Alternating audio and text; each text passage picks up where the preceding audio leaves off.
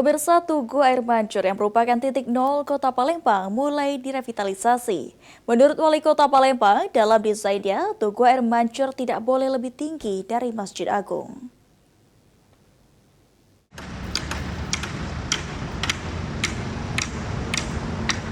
Setelah kawasan Benteng Kota Besar, pemerintah Kota Palembang kini tengah menjalankan proses revitalisasi Tugu Air Mancur yang merupakan titik nol Kota Palembang.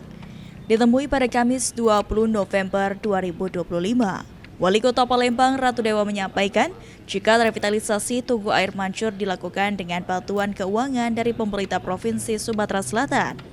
Beberapa penyesuaian dilakukan dalam desain seperti Tugu Air Mancur yang tidak boleh lebih tinggi dari Masjid Agung Palembang. Tugu Air Mancur akan dilengkapi animasi dan ornamen yang menampilkan ciri khas keislaman, budaya, dan lainnya. Wali Kota Palembang Ratu Dewa menargetkan revitalisasi Tugu Air Mancur dapat selesai di akhir Desember 2025 ini.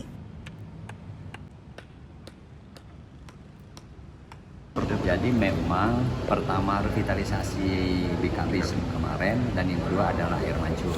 Nah, Air Mancur saya minta desainnya kemarin, yang penting jangan sampai terkesan dia di atas Masjid Agung kemarin. Makanya kita sudah melalui kajian, termasuk saya libatkan para budayawan, para seniman, sehingga kita cari desain yang benar-benar ada nilai historisnya.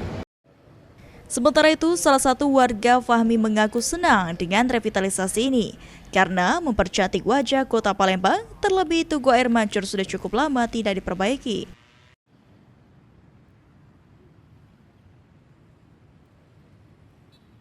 Di itu video yang semulanya kurang menarik jadi menarik. Itu senang itu, bagus. Jadi kita mana kak tanggapannya?